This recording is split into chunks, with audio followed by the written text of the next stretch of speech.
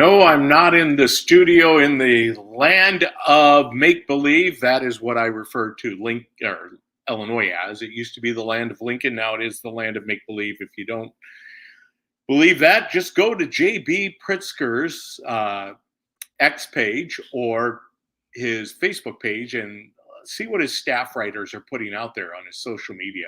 This man believes unequivocally that Illinois is one of the greatest states. He believes it still is. Well, he doesn't believe it's the land of Lincoln, but it definitely is quintessentially the land of make believe.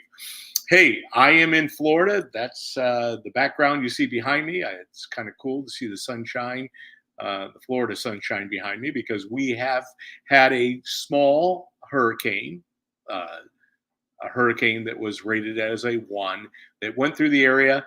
When we arrived on Saturday, if most of you know, if you joined me on Thursday, I was doing this live from my car.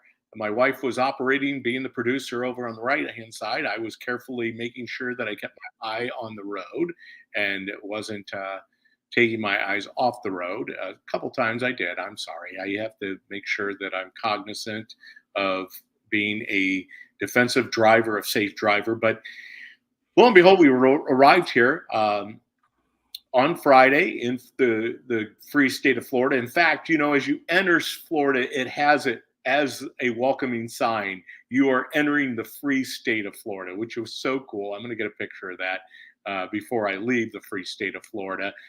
Governor DeSantis, of course, the best governor in the United States, has done an amazing job. You talk about the ability to pivot on a dime and put resources where they're needed for catastrophe relief. Now, granted, we did not realize the winds that were projected, but the rain, boy, I've never seen anything like it. It just came and came and came. And in fact, where we are staying down here in Anna Maria Island, that's where I am coming live from Anna Maria Island. It's kind of cool because I do have a good Wi-Fi connection, so I don't anticipate any outages here like we had on the road driving through the mountains of Tennessee. But the place we're staying, beautiful place. But during the rainstorm, I had a mishap. In fact, I was telling Ryan prior to coming doing live that I had a mishap. Oh, I noticed that I've got 3 screens here. I got Kat Peterson looking at. I don't know if Is it? It's yeah. There you go. Oh, there you go. It's my wife popped on there. Yeah. She has the little cat grabbing her head, and so. But there's Ryan too. See, I was in the midst of my little monologue. So, but Ryan, I'm not going to wait to add you because things happen around here, especially when you're doing live. But as I was saying, the place we're staying is beautiful. Hurricane Debbie blew in. She was a tropical storm when we arrived. She quickly was upgraded to a Category 1 hurricane about 100 miles off the coast of Anna Maria, a barrier island on the Gulf of Mexico. It did create a lot of rain, and as I was telling Ryan, I began sharing my story that we were kind of storm watching a little bit. It's kind of cool to do that, to see the power of a hurricane and how it'll churn up the Gulf waters, which are extremely warm, which is very cool. And as I was exiting our condo, my feet, I had my flip-flops on. I had my hush puppies on. I guess I never was meant for glitter rock and roll. Hey, Bob from Berwyn, thanks for joining us today. There's my good friend Bob Kelsey. I know prayers out to you, Bob. I know you've had a lot of things, challenges and hurdles that you've been dealing with here recently. So we continue to pray with and for you, my friend. But my feet came out from underneath me. I ended up on the pavement, and my wife was ahead of me. Unbeknownst to her, I happened to take this pretty nasty fall. But I have to tell you, the good Lord who was with me, unequivocally, things could have happened so much worse. I could have flew back, smacked the back of my head. I could have really messed myself up. So I'm very thankful. What was her initial reaction when she saw you? She didn't laugh, did she? Well, no, she did not laugh. I should let her come on and tell you. well, you know, we're down here. We're enjoying our time away. We're going to be here for 2 weeks. That's why I told you guys I would be live from Florida, AMI, Anna Maria Island, Florida, for the next couple weeks. She was determined to get to see the what was happening on the beachfront. And even though there was really no beachfront anymore because the storm had Hmm. basically consumed the beachfront, Mm. some sea oats, seagrass, sawgrass, but she was ahead of me. She didn't realize it. Once I caught up with her, I had to tell her that I was bleeding, which my right arm was bleeding Oh man, pretty solidly, profusely, if you want to use that word. I was bleeding there's profusely, blood, so much blood everywhere. you know. And since I was close to the Gulf, you know, who knows? I was chumming the waters Oh my gosh. for Shark Week. But they would have to contend with Hurricane Debbie. I don't think the Sharks really want to contend with Hurricane Debbie. Yeah. That could be the next big movie. But the cool thing is we happened to be able to come upon. This is the time of the year when sea turtles, come on shore and Hmm. they nest. Hmm.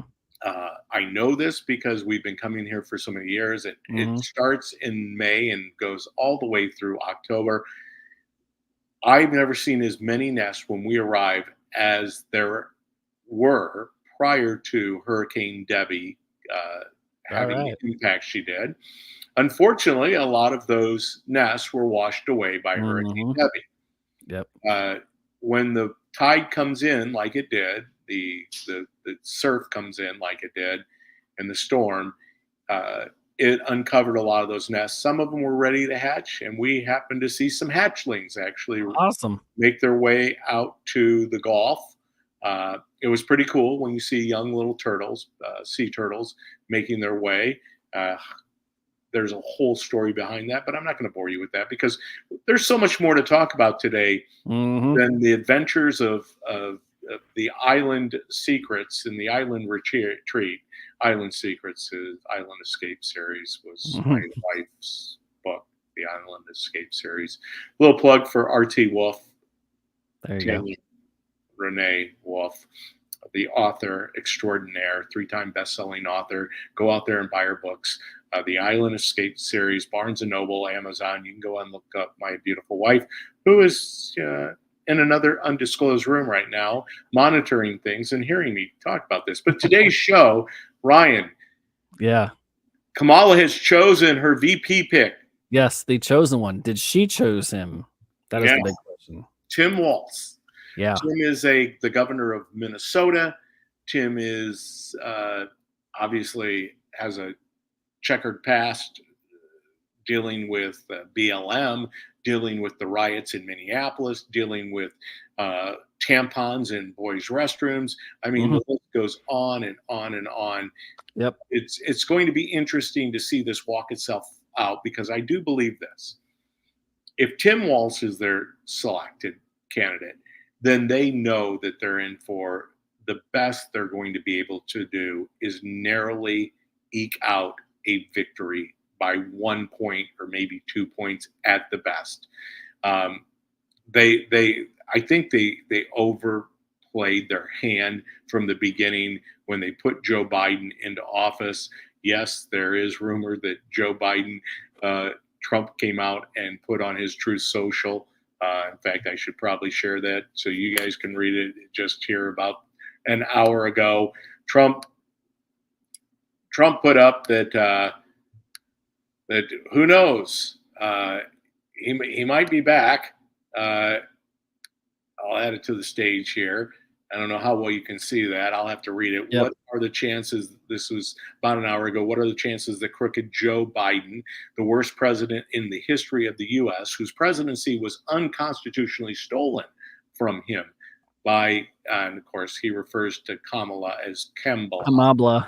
Kembla, Kamabla. Barack Hussein Obama, crazy Nancy Pelosi, shifty Adam Schiff, crying Chuck Schumer. And once again, I know a lot of people don't like the name calling, but if somebody has spent the last 8 years trying to destroy your life, your family, and everything about you, you know what? I think Yeah. They I they do. literally called him Hitler, so I think he's got every right to make up some great nicknames here because they've Well, called him every name in the book. but that's part of the Rules for Radicals by Alinsky's book. Yep. The Rules for Radicals, the Bible, according to the progressive Marxist left, is Mhm. to ridicule one another. And ridicule is powerful. And he Yeah. does have an uncanny ability to ridicule people. And I do believe he does deserve to ridicule these people. What they have done to this man over the past 8 years, when here just a short 8 years ago, he was the friend of all of these people because they relied upon him for financing, for campaign financing. So Yeah. it's interesting. But anyhow, getting back, I digress a little bit here. The others on the lunatic left crashes the Democrat National Convention. He's talking about Biden crashing the Democrat National Convention in Chicago and tries to take back the nomination, beginning with challenging me to another debate. I think he's a little tongue in cheek here. He Yes. feels that he made a historically tragic mistake by handing over the U.S. presidency, a coup, to the people in the world he most hates, and he wants it back now. And who knows? Yeah. You know, as Yeah. I said, I don't know what to believe with Kamala's pick because obviously it's one of the weakest picks that she could have come up with.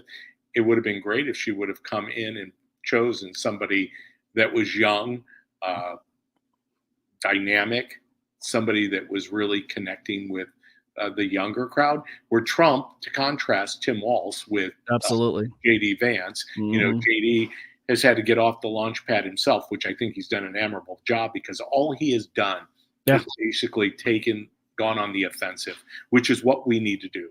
Yeah. When it comes to this race, we need to be on the offensive. We need to be out there with more people going to the polls early, going to collecting ballots, making sure that we get our people out. We need to fight back, fight by letting these people know that we're not going to be in an election where you want to talk about gender identity, race baiting everyone. We're going to talk about the issues. We want to talk about the economy. We want to talk about the border. We want to talk about energy independence. We want to talk about the international debacle that's going on where we're opening up front after front. If it's not only Iran, it's the Middle East in Israel. It is Ukraine. It is Mhm. China and Yep. Taiwan. Now we have North Korea watching, sitting back with bated breath, wondering what the heck is going on in the US. These are the things I want to hear Kamala talk about Mhm. because she has yet to come on any programming, any programming, and have a live interview. Wouldn't you love to see her sit down with someone like Tucker Carlson? Yep. Dan Bongino threw out, basically The put it. olive branch. Yeah. Yeah, she's not going to accept Yep. that. And he was Yeah. even willing to give her 10 questions that she could pick Right. five. And I think there are many people that would do that. This is purely blowing smoke that Trump is scared to debate Kamala. Come on, you know, how can you No, the debate rules were designed around Biden and Trump. So why should he not be able to take the gloves off now that Kamala's the candidate? She's no different. She can't speak off the cuff either. But he's right to back out of the ABC one because it's not a Biden debate. someone help me understand how you're afraid to debate this? Yeah. We have to stay woke. Like everybody needs to be woke. And you can talk about if you're the wokest or woker, but just stay more woke than less woke. Yeah. We have to stay woke. Like everybody needs to be woke. And you can talk about if you're the wokest or woker, but just stay more woke than less woke. It's once again, that was almost as bad as Chuck Schumer applauding himself when he Yeah. was, Yeah. Nobody else laughed. Oh my gosh. so basically this is what this show is about today is where are they at? Obviously they chose their VP. Now once again, she chose her VP candidate to run alongside her. We already will see, walking this thing out, who Tim Waltz is as the governor of Minnesota. A lot of people, I don't think the guy's got a lot of checkered past other than his inability to quell the riots in Minneapolis. He's definitely appeases the BLM movement, Antifa. He is definitely a progressive Marxist socialist. He is friendly towards China. He thinks they should be our not adversary, but their trade partner. And the literal name CCP should scare you. But he wants to be friends with China. He's radical on transgender policies. He's radical on the border.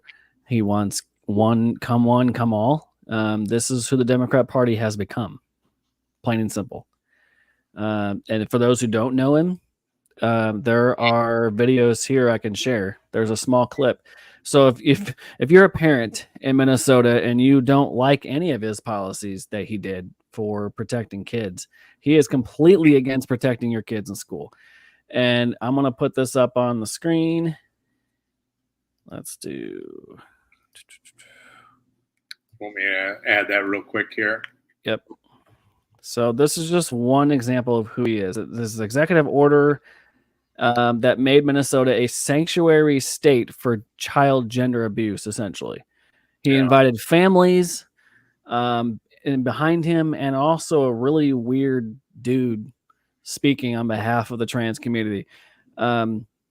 They want your kids transitioning at 6 years old. That's what basically his policies are. So here's look at that. Standing in that sea of people, a parent, transparent about his family. My partner and I today because we are parents of a trans child. Their child is 6 years old, and she was as excited to be at a boring capital on spring break as any 6-year-old kid could be. Oh my gosh. And fidgeting her way through speeches, hardly aware her existence, as why her parents drove 5 hours today to speak publicly. 5 hours. It's 100% personal. 5 hours. So they drove to Minnesota. The happiness do this. Of our child. Or they drove across state. It couldn't be more personal. Asher, why are we here today? For trans rights. Oh trans rights. Yeah, trans rights. As you can see from this interview, I can't force my kids to do anything here. Asher has trusted us enough. She believes I can't force my kids to do anything. Us in to see her whole Trust self. them enough to do don't love this. her that much, the opposite would happen, where we wouldn't get to know everything about her. And so we're lucky, we're blessed, and we love her. So much they came to the people's house this morning to talk about her, the person, in a room reserved for talks about politics. And there's nothing in this world that I wouldn't do, like Gretchen and I wouldn't do, to protect her and others like. Oh my good Lord. So that's a small glimpse. Well, once again, this is part and parcel to what I was sharing with you earlier. Yeah. Let's not take our eye off of the prize. Obviously, there's nothing that supports this whole gender ideology and all that goes with transitioning. Yeah. Nothing supports it that, in the Diagnostic Statistical Manual of Psychology, which is bottom line been rewritten by socialist, Marxist, Bolsheviks, because we're not about truly helping people to overcome those barriers of emotional and intellectual dysfunction. Instead, we are now openly endorsing everything. Everything goes. That to me is an abomination. But yet, here's the thing. They want the topic to be about that. They want it to be about J.D. Vance or Trump saying that Kamala, flip-flops every other day on whether who she is. Yeah, it's a distraction for their real agenda. What is their real agenda? We still don't know for sure. But there is no agenda. Yeah, what you mentioned earlier. To destroy America. Their agenda is to have the government basically run our lives. Oh, yeah. The more government, the better. That's Yeah. right. You and I taking advantage of our God-given rights, the pursuit of life, liberty, or the life, liberty, and the pursuit of happiness. I call it the pursuit of freedom. This Mhm. is this is where this is where things are at. This is why it it goes without saying that we have an opportunity to at least, and it's going to take Trump going in 2025 to Mhm. prepare the damage that's been done in this country. Yeah. It's not going to walk itself out in the first year. We're hopeful that we'll gain enough seats in the House to maintain an advantage, and Yeah. we'll also win back the Senate. So Yep. then we can unite. Now, one of the things that kind of is, it's another non-issue, but really it's kind of interesting when you have these mayors in Arizona and these people, these Republicans for Kamala or Republicans Yeah. for Harris. Yeah. It's a joke. I They're saw really not Republican. it's verified. Obviously, Adam Kinzinger is on the list. He is who he is. I did see some other people who really have no true impact in the Republican Party these days, but their names are out there. I'm not even going to give them the credit. So be it. It's the white dudes for Kamala. Yeah, Dads for Kamala. The Jim Eggers. This is what Yeah. I'm hearing. I don't know this to be. It sounds like Jim Edgar has signed on. I can't verify that. I haven't gone out and done it because once again, I'm not a big Jim Edgar fan. I believe Jim Edgar is part of why we're in the land of make believe, especially with the Edgar ramp and what he did to the pension system in Illinois. But Ray LaHood, whose son is a dear friend of mine. Appreciate everything that Darren has done as a legislator. If Ray LaHood truly is signing on with the Republicans which that's an oxymoron, because if you're not behind Trump right now, you're not a Republican. You're not. just not a Republican. You can disagree with him personally. You cannot like him. But if you're really for this radical socialist communist government, just simply because Orange Man bad, then you have some real soul searching to do. Any normal person who would vote these policies is not a true conservative or Republican. You can cast aside your personal vendetta for Trump and know that his policies made America better and a better place. Well, the video you just showed with the 6-year-old and obviously her parents coming to the state house. That's probably the most real scenario that parents and voters should be looking for. He's going to want this at a national level. Well, this is who they have. They want this. What they did in California, what they did in Minnesota, they're going to push this as a national level. Well, and there are other issues that he's very progressive on. I mean, basically killing children who are born alive. I mean, literally they are born, and then he has no problem just ending their lives, terminating their lives. And so from a pure pick standpoint, in her mind, it could have been a safe pick. Yeah. But also she catered and fell to the hard left Muslim part of the party. Which you brought up the point that the state Shapiro. Well, Shapiro was a popular pick among his as a swing state governor. You don't like him, maybe, but he was Jewish, even though her husband's Jewish. So I'm not sure why the struggle there, but he was a front runner until he wasn't. And I think that she needs the Muslim vote in order to get her over the top in Michigan and places like Minnesota too. Well, and it gets back to the Muslim vote in Minnesota. Yeah, absolutely. What is the population of registered voters who are Muslim? Identity politics. They need the trans community. They need the gay community. They need the black community. They need the Hispanic community. They need the Muslim community. They need all these different people groups. They never talk about just needing Americans. And that's what all of us are. I don't care what your faith tradition is. I don't care what you're looking at as far as your gender identity or your racial identity. We're all feeling the impact of those things that I just listed a little bit ago, which is the economy. As James Carville says, the Yeah. Democratic strategy, it's the economy, stupid. Yeah. You know, no matter how much you want to blow smoke, which is what she has been doing lately, that the economy is doing great. You know, the jobs number look great. What just happened in the stock market is a brief glimpse of what could happen, a reaction to uh, having a presidency of Harris Waltz. Or, and that's even to say that it is Harris Waltz, because I still believe that if Kamala doesn't get more traction prior to August 19th, and we are now 13 days away, you might see something happen, an open primary or an open convention. I'm sorry, open primary, open convention. Yeah. The pledged delegate votes are really just pledged to this point. She had cleared the threshold, right? But it's nothing's final and official until they get to the convention. And that convention is taking place in Chicago, Illinois. And Yeah. obviously, knowing what we know now, who knows? I mean, there is a big movement in the South Side of Chicago. People, the communities that they're so desperately trying to win over for the 2024 election have somewhat turned on them.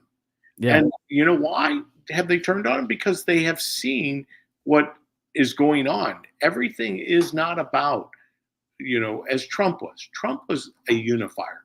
He believed in all people raising themselves up, whether they're in the Black community, Hispanic community, the Asian community, being women. You know, Trump was the president of all people. And they're scared of that. Once again, he has gained an advantage in the Black community, in the Hispanic community. And what thing they care about is economics. That's what the biggest thing the Black community cares about, is what's a large portion of what they're alienating in our party. And what's really failing now, Ryan, and I know you know this, and it's being talked about out there on social media platforms throughout the world, is that no one believes the polling. You can say whatever you want. You know, I'm somebody that says it's interesting to see where the polling is. Hey, you know, they still have Trump at a virtual tie, maybe a point behind. Well, I'd rather be there with Trump than what it could be. Yes, because they always have underestimated his support in polling over the years. With Hillary, he was 20 points behind. You know, and you'd rather be up than not. Is what you would like. But again, he was behind by every metric in 2016 and ended up beating her by a lot. So, you can't trust the polls until you get to election day, and even then, you know, and that's the issue, is that we know that we are in a position where we're in for a fight for the, you know, I don't even know how to impress upon you out there in the land of social media. And I do appreciate you guys joining us. I look at the counter, I see new people coming on, participating in the conversation, whether it's in the comment section, the liking, subscribing to the DPB show. Obviously, also Ryan Mack has a show out there. But this is what it's going to take. It's going to take us continuing to push the envelope, to speak truth into the darkness that is consuming this world in so many different facets. And one of those things is where we find ourselves as a country right now, because what they have done to the nominee for the Republican Party, they could do to anybody. In fact, what they did to the Democrat nominee, Trump was right. It was a coup d'etat. Yeah. Joe Biden had no aspirations to step aside. We don't know what happens, as Chuck Schumer says, about the federal agencies like the CIA, FBI. They have 6 ways of Sunday to getting back at you or to ruining your life. Yeah. So we don't know the pressure that was put on the Biden family, nor do we know the pressure right now being put on the Supreme Court justices. I just know this. There are some despicable characters out there, and they look normal. They appear normal. And once again, what it is, they've been bought and paid for. They are scared. I mean, I get it. I mean, sometimes when you've elevated yourself to being the director of the Secret Service, you're involved in conversations that most of us aren't. And there is undue pressure put on those people to act in a certain manner that's favorable to those people that kind of control the world as we know it, whether that's the stock market, whether that's the bigger companies like BlackRock. So what can we do? And I guess that's what I always want to go back to. What should we be doing? One thing I was going to pick your brain about, because I know you're maybe more involved than I am, at least, with the news of the reports of the stock market, taking a tumble. What goes into that outlook? Is that so much as a fear of an individual forecasting, or is that a combination of global markets reacting to the threat of Iran? I mean, what goes into some of those drops like that? Such a drastic drop. I have to. My opinion of the stock market is it always has been a place where politics is overarched anything that happens within trading. It's purely manipulated day in, day out. The way that you watch people that try to beat the system or trade in the system. Yeah. Their ability to run it up to 40,000. I mean, it's a joke because really look at the timeline of the stock market and the international markets and how the markets have been gamed. Because at the end of the day, and I want to get to this because it's a deep question you ask. We are $35 trillion in debt as a country. And that's just us as the United States. We don't even take into consideration the other. My wife is ahead of me out front at my 12 o'clock, and she's liberating from the refrigerator an adult libation. And she was trying to crack open the little 12-pack without making noise. And now it didn't work very well. It didn't work very well. But getting back, $35 trillion in debt. Yeah. 35 trillion, and not a word on the national scene, the mainstream media, the legacy media, the bought and paid for media, the fake news media. What would be the impact, just the interest alone on that debt, to the economy of scale in our country, not even taking into consideration the world? When Kamala and her ilk, the people on the left, talk about building back better, you could build back a lot better if you didn't have to pay back $35 trillion in debt. What would our country be like? Where would we be as a country if we could just limit the amount of debt that we have? We don't like to talk about that. Our healthcare system would be the best of the best. Our economy, as far as building things and becoming, now J.B. Pritzker, the governor of Illinois, also he was a candidate for VP. Yeah, right. He talks about this quantum computing, how that's going to bail Illinois out of its indebtedness. Yeah. And you know what, JB? I'm all with you. I'm all in for quantum computing, but just not in the manner that you're bringing it in. Yeah. There's nothing good from these people because they always want control. They want the power. It's not a free market economy. Yeah. And what could we truly do as a free market economy if we didn't have the debt that we have and overcoming that? So getting back to your question. Yeah. Well, it wasn't the last 30 years that has only spiked this amount. I mean, in the 90s, it was a budget surplus, right? Well, but yes. So historically, where is the debt? Years. And the interesting thing is we have all this debt, but yet the stock market, I remember when it was a big thing that the stock market went over 8,000. Now you're looking at 40,000. So how does that relatively play itself out? Yeah. That now we're talking about the 40,000. So the markets around the world markets all took a little hit yesterday. Today, it's already back 2%. What does that tell you? It's the gaming of the system. The people who control the world of the International Monetary Fund, the world markets, the interest rates here, the Fed, the Federal Reserve, all of that is beyond you and me, the common folk. The people who are going to the local Hy-Vee, Sam's Club, or Walmart, down here, the Publix grocery store, and we went and purchased groceries the other day. And granted, now we purchased at a Publix that's on the island. Yeah. And that bill for us ran $230. And I'm telling you, for just the two of you, for just the two of us, we eat fruits, vegetables, and very whole foods. We don't buy processed foods, but I don't know how. I mean, so if you basically extrapolate that out, you're looking at $1,000 a month for Tammy and I just to have groceries. That's $12,000 a year. Yep.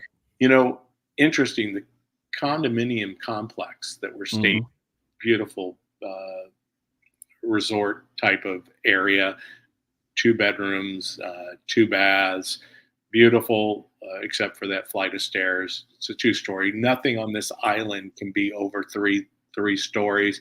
Yeah. So it's kind of like the Gilligan Island effect. But the people here every month, and I think there's a couple hundred units in this development, maybe not that many. Maybe it's 150 units, but I think it's close to 200. Everyone pays $1,500 a month for just a condo and association. Yeah. Is it the HOA fee? Is that what it is? HOA, the homeowners association. Yikes. $1,500 a month. That's insane. On top of if they own the condo, right? And the reason I bring that up is that's $15,000. That's $18,000 a year. My wife and I are saying, what could you do with $18,000 a year? I mean, again, I'm not taking away that people can't own things. Sure. Why have the cost of homeowner association dues gone up like they have? The stock market, everything. The inflation that we see hasn't been manipulated by this entire group of people who kind of control they're the puppeteers of the International Monetary Fund, the world markets. Is it just a game for them? Because ultimately, 35 trillion, as I said, what could we do with $1 trillion that we're paying interest on our indebtedness? In Illinois, we're paying billions of dollars in interest just on our pensions. What could we do with that money? JB wants quantum computing. We could have quantum computing. There's a lot of things that we can do. Unfortunately, we're limited. And unfortunately, the people that are the weakest link to the chain aren't strengthened. They're let go. We talk about no one left behind. Well, all we're doing is leaving people behind, whether it's through the abuse at the southern border with the fentanyl crisis that we have, the impact that drugs, alcohol, and vaping and everything else. It's truly hypnotizing people in our culture into a state of oblivion. We talk about the movie with the zombies and the Walking Dead. Yeah. That's what we have. Yeah. We have a lot of Walking Dead. I witnessed that just driving here from Illinois. The way that people act and respond, and even coming close in contact with people on the beach or walking. Yeah. There is this glaze over people's faces of what they're contending with, what they're dealing with. This is not the world that, I love that depiction or that picture of J.D. Vance with his family. They said that, this is what they're considering weird. Or the video you shared with everyone here on the DPB show. And once again, always appreciate everyone coming out and doing what they do, which is being part of our conversation. But that picture of JD in contrast to this other young family defending a 6-year-old transitioning into a gender which she couldn't even have, she didn't even have a clue. Yeah, she probably can't even read fully yet at her age. Yes. How are you going to make her understand that, yeah, you can be a boy, you can be whatever you want? She doesn't know that. So now, once again, as I started saying earlier, and Yeah. I'm gonna spend some time enjoying myself here in Florida. So I'm gonna keep my DPB simulcast lives to the hour if I can. Yep. But I want to make sure that we go away from these podcasts, these streams, these live streams, giving people an action step. What do we need to do? All of this can be cured with one thing: making sure that we create such a landslide, such a tsunami. I'm not talking red wave, I'm talking tsunami, with people going to the polls. We need to activate. We need to go out and encourage every person that we know to get out and vote within the first week of early voting. Not because we like it, not because we believe it's the way it should be. It's the game that's being played. The way that we can keep them from loading up for election day. In fact, if 60% of us go out and vote early, whether that's vote by mail or voting early at one of the early voting precincts, that's going to put them on edge. And take as many people with you. I like the number 12. I hear the number 10 throughout the industry politics. But I like 12. Why? Because it's biblical. Jesus chose 12. Call 12 of your friends who you believe are unreliable voters, people who usually don't get involved, and don't let them persuade you by saying or diminish you by fighting for their right or their duty, their civic duty to go out and vote, by saying, my vote doesn't matter. Yes, it does. The sheer number of people showing up. Come on. The man in the White House right now, who basically was kicked out of the presidency or the nomination for his second term, received supposedly 81 million votes. 13 million more votes than any other presidential candidate in the history of the elections here in the United States.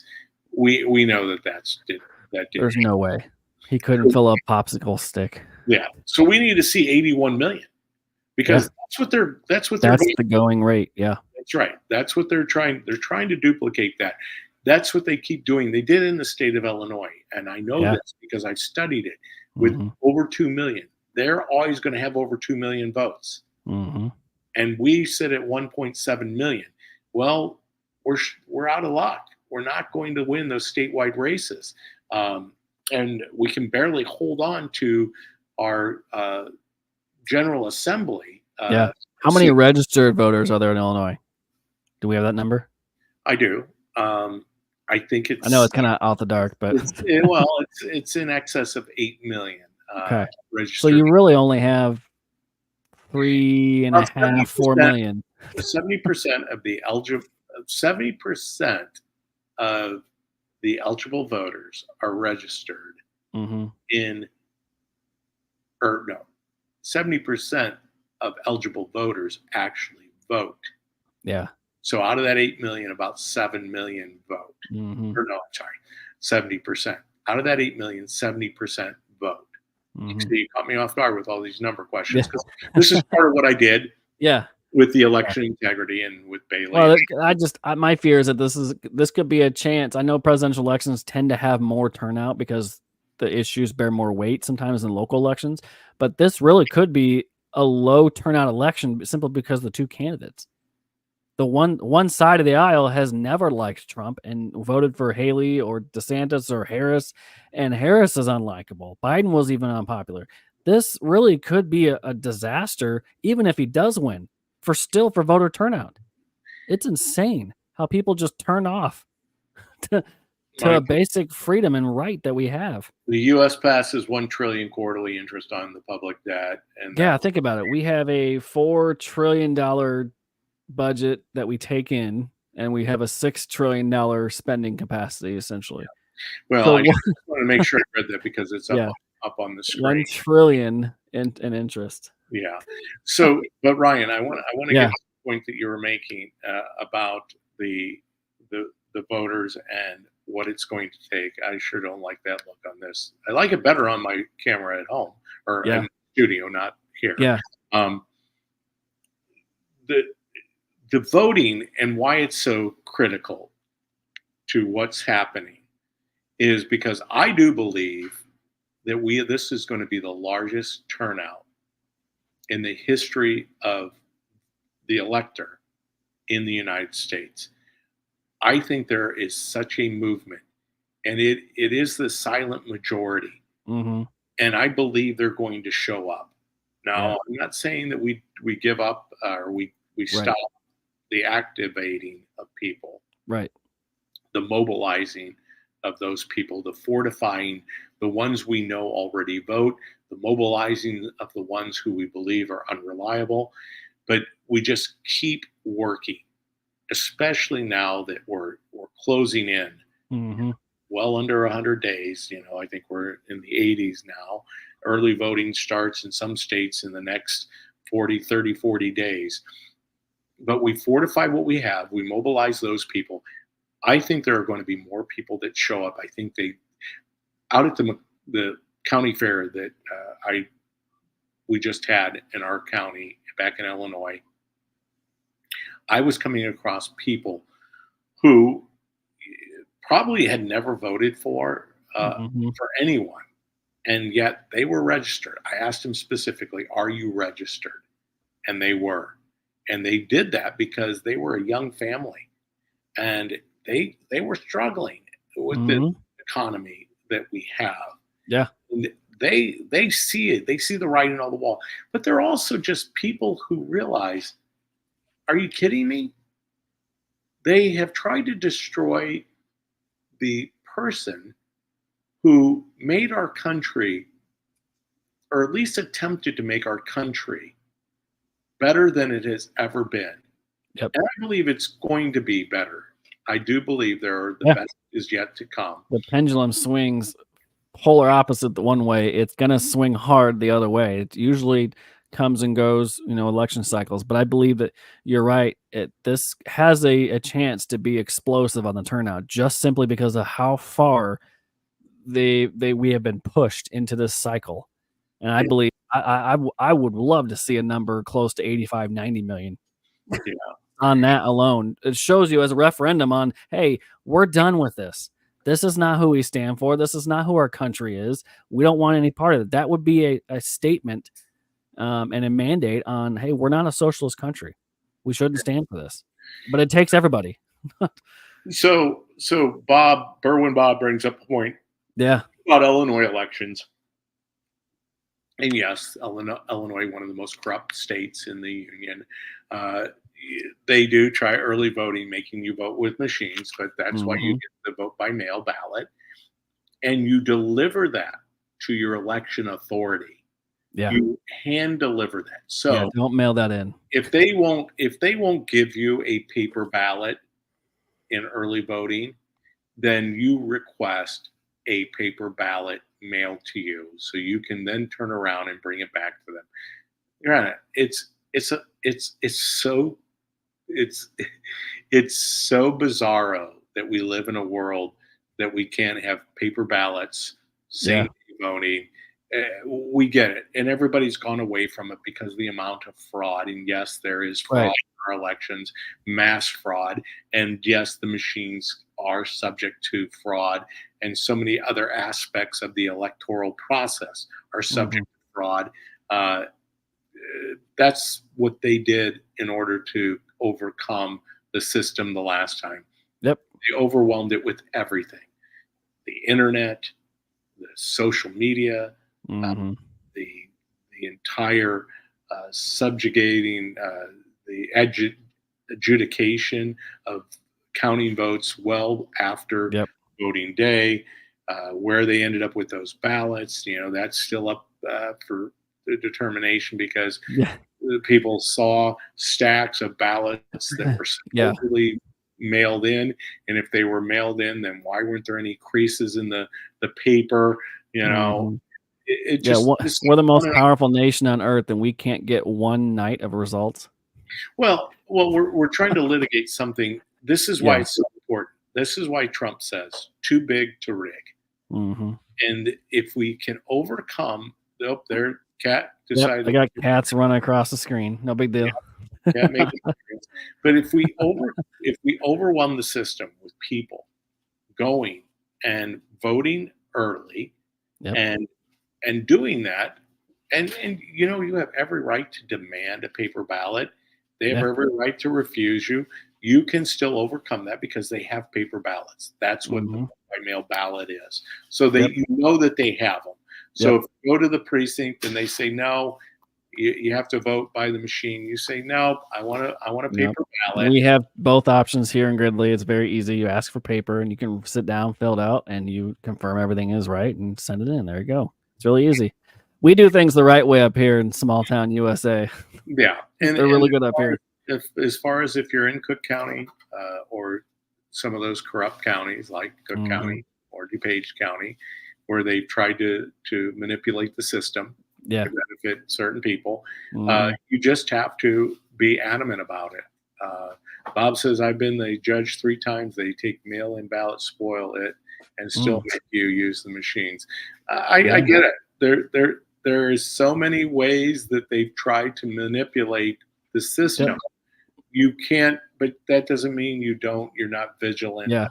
Vigilance will overcome all of this. Don't surrender. Trump said it best. That's what they want. Back in Pennsylvania, fight, fight, fight. And that's what this is. You know, they got all testy and upset and said that we were trying to, basically persuade people. Suppress the vote that they use with our poll watchers in 2022. That was the furthest thing. All we wanted, suppress the vote? No, it was to finally hold you accountable for the process that you've put in place, where we have 40 days of early voting and 14 days of adjudication, basically meaning the ability to reconcile the voting 14 days after the election day. We're not trying to suppress the vote. We're not trying to take anybody's ability to vote away. No. What we're trying to do is to make this happen, like Ryan just said, like other countries do, in the process of 1 to 2 days.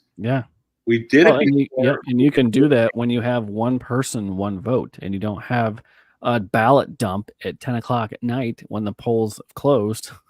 And you get all this counting for weeks on end. This is the most civilized country on the planet, and you can't get a process as simple as count, and be done. There's no water main break. There's no machine. I mean, yes, machines malfunction, whatever. This is why you go to hand counting. But we're prepared for it. See, all of those tricks we're prepared for. We are going to come out in force. We do have a plan. You know, banking the votes, one of them. We've gone into the churches. I can't remember the program Trump just released. We have more programs. We have more people, eyeballs on every vote. That's what's important. That's how we overcome it. That's how we overwhelm the system. And get a water guy, get a sewage guy, get your mechanic down there, and if anything goes awry, they can fix it. Have somebody, get your roto-rooter guy, get your call again. Hey, Ryan, I just keep seeing my wife pass by my eyes in front of over top of my laptop, and she looks pretty amazing, and she's ready to go out for dinner tonight. So there you go. Get it. I want to leave everyone with this. We know that this isn't going to stop.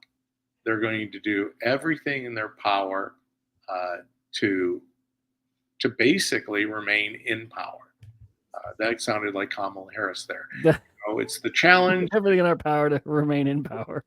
Challenging of the challenge.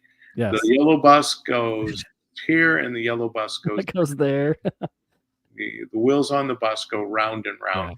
But in all seriousness, it doesn't matter what they come up with, because it's not going to stop. I mean, we haven't even seen, I think, the worst of it yet. But to know Keep it centered on the things that matter. Yep.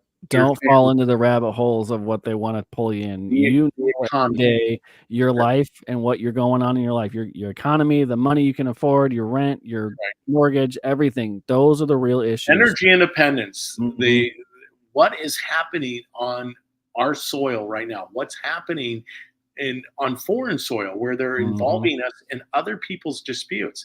Yep. Bottom line is we can overcome a lot of the issues of the world if we can figure out how it is that we're going to get the people who are currently in charge. Yep, the cultural wars will sort itself out. Just get these right people in office. That's right. All right. I appreciate you, my friend. Absolutely. We will be back on Thursday.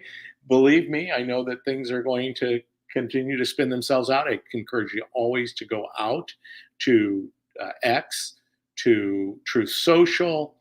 There's so many other means, platforms of getting information. Some of my favorite are out there. I think I've listed those before. Yep. RNC Research, the Trump War Room, Mays Moore, Sean Davis at the Federalist. Yep. There are people that are delivering content day in, day out. In fact, I don't know how those guys do it because I can hardly keep up with it.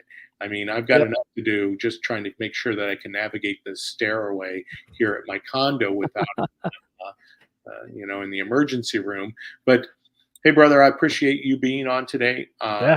If you have anything that comes up, by all means, shoot it over to me. But for you, thank you once again, all of you that continue to be part of this conversation, continuing to like, share, and don't forget, share this content with people because these are the conversations. This isn't about Ryan and I becoming independently wealthy by running a podcast. This is about us trying to get our 12 people. Yeah, absolutely. Get the word out. You to get 12 people. I want every person here listening today to get 12 people. If we do that, we start moving the needle, and that's what we need. Hey, as I say, and wrapping things up, I love you. I know Ryan loves you, but Jesus loves you more. Until we see you on Thursday, I bid you farewell.